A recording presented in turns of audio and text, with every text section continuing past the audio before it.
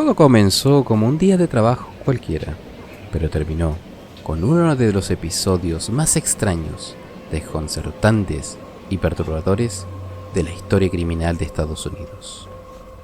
Un hombre, una misión imposible y un dispositivo letal que transformó un robo en un misterio sin resolver. Hoy, en Secretos Criminales, el caso de Brian Douglas Wills. Erie, Pensilvania, 2003. Una ciudad industrial de 100.000 habitantes.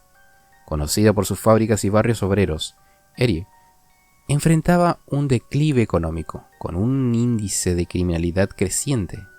En el tranquilo Summit Town Center, a 5 kilómetros del centro, Mamma Mia Pizzería era un punto de encuentro para repartidores y clientes. Brian Wills, de 46 años, trabajaba allí como repartidor. Nacido el 15 de noviembre de 1956, era el menor de 6 hermanos en una familia de clase trabajadora. Abandonó la secundaria a los 16 y fue mecánico antes de pasar 10 años entregando pizzas. Vivía solo en un modesto apartamento a 3 kilómetros de la pizzería, con sus gatos, su única compañía. Sus amigos lo describían como confiado, casi infantil, siempre sonriendo y dispuesto a ayudar. Brian no tenía antecedentes criminales ni ambiciones grandes. Sus días transcurrían entre entregas, charlas con clientes y noches tranquilas con sus mascotas.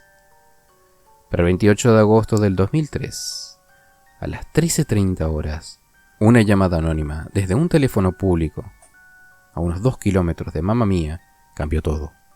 Alguien pidió 2 pizzas pequeñas para una dirección remota, la torre de transmisión de WSEE-TV, en Peach Street, a 10 kilómetros del centro. Brian, sin sospechar nada, tomó el pedido.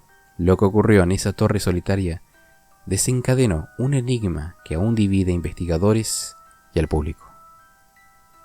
El 28 de agosto del 2003, Brian Wills llegó a la torre, en Peach Street, un lugar desierto rodeado de bosques. Según el FBI, allí fue emboscado por un grupo de conspiradores. Le colocaron un collar metálico con 2 bombas de tubo, temporizadores y cables falsos para despistar a cualquier experto. También le dieron una escopeta casera, disfrazada de bastón, y 9 páginas de instrucciones manuscritas tituladas Bomb House. Las notas escritas con precisión ordenaban a Brian robar $250,000 del PNC Bank en Summit Town Center. Debía completar una cacería del tesoro por Erie, recogiendo llaves en puntos específicos para desactivar la bomba. Si desobedecía o se retrasaba, el collar explotaría. El plan era cruel. Los temporizadores daban menos de 1 hora, un tiempo imposible para cumplir. A las 14:30 horas, Brian entró al PNC Bank con el collar visible bajo su camiseta de Mamma Mia. Entregó una nota exigiendo $250,000. La cajera, incapaz de abrir la bóveda rápidamente, le dio $8,700 en efectivo. Brian salió, balanceando la bolsa de dinero y su bastón como si nada. A las 14:38 un cliente alertó al 911. Un hombre con algo extraño en el cuello robó el banco. La policía interceptó a Brian a las 14:45 en el estacionamiento de una óptica cercana, a unos 500 metros del banco. Esposado y sentado en el asfalto, Brian suplicó que le quitaran el collar, explicando que desconocidos lo habían obligado. Los agentes sin experiencia con explosivos acordonaron el área y llamaron al escuadrón antibombas. Las cámaras de noticias locales grabaron la escena a las 15:18. Antes de que llegaran los expertos, el collar detonó. Una explosión sorda atravesó el pecho de Brian. Murió al instante, frente a testigos y cámaras. La tragedia conmocionó a Estados Unidos. El FBI, junto con la ATF y la Policía Estatal de Pensilvania, tomaron el caso. Apodado Pizza Bomber, en el coche de Brian, un Pontiac Grand Am, encontraron las 9 páginas de instrucciones y un mapa con puntos imposibles de alcanzar en el tiempo dado. El collar, analizado por expertos, era una obra sofisticada. Bombas reales, temporizadores funcionales y cables falsos para evitar desactivación. El FBI concluyó que el plan era una farsa. Brian no habría sobrevivido, incluso cumpliendo las órdenes. La investigación apuntó a un grupo de conspiradores: Marjorie D. Armstrong, de unos 54 años, una mujer con trastorno bipolar y un historial violento; Kenneth Burns, de 50, un traficante de crack; William Rosenstein, de 59 años, un ingeniero mecánico; y Floyd Stroke, de 56, un abusador convicto. Todos vivían a menos de 10 kilómetros de Erie. Marjorie, la mente maestra, quería los $250,000 para pagar a Burns para asesinar a su padre y heredar su fortuna de $2 millones. Rosen, exnovio de Marjorie, probablemente diseñó el collar, pero murió de cáncer en 2004, antes de ser acusado. Stockton, que vivía con Rosen, recibió inmunidad por testificar en 2007.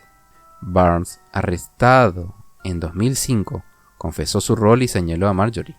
El rol de Brian era el enigma central. El FBI afirmó que participó en la planificación, creyendo que la bomba era falsa. Testigos aseguraron que asistió a una reunión el 27 de agosto en la casa de Rosen para ensayar el robo. Pero, en 2018, Jessica Hopsick, amiga de Brian y prostituta vinculada a Burns, confesó que lo recomendó para el robo, pensando que era un plan sin riesgos. La familia de Brian, liderada por su hermana Bárbara, insistió en que fue engañada. En 2011, Marjorie fue condenada a cadena perpetua por homicidio y robo, muriendo en 2017 en una prisión a unos 300 kilómetros de Erie. Burns recibió 22 años tras cooperar y murió en 2019. El caso, cerrado en 2011, dejó preguntas abiertas. El caso de Pizza Bomber marcó a Erie para siempre. Mamma Mia Pizzería cerró meses después, incapaz de superar el estigma. El PNC Bank instaló cámaras adicionales y entrenó a su personal en seguridad, un cambio aplicado en bancos de Pensilvania. La comunidad quedó en shock. Un crimen tan elaborado era impensable en una ciudad tan tranquila. El documental Evil Genius de Netflix revivió el caso, alcanzando 50 millones de espectadores y alimentando teorías. La más aceptada: Brian fue una víctima manipulada por Marjorie, engañado con una bomba falsa. Otra teoría, respaldada por el FBI, sugiere que Brian sabía del robo, pero desconocía la bomba real. Y una tercera, menos creíble, apunta a un conspirador externo no identificado. La familia de Brian creó un fondo en 2004 para limpiar su nombre, recaudando $5,000. En 2020 ofrecieron recompensas de $10,000 por nuevas pistas, sin éxito. El caso inspiró protocolos del FBI para crímenes con explosivos, usados en 50 casos similares hasta el 2025. Pero para Erie, el Pizza Bomber sigue siendo una herida abierta. Un repartidor de pizza, un collar mortal, un plan imposible. ¿Fue Brian Wells una víctima engañada o un peón en un juego mortal? ¿Vos qué pensás? Te leo en comentarios. Nos vemos en el próximo caso.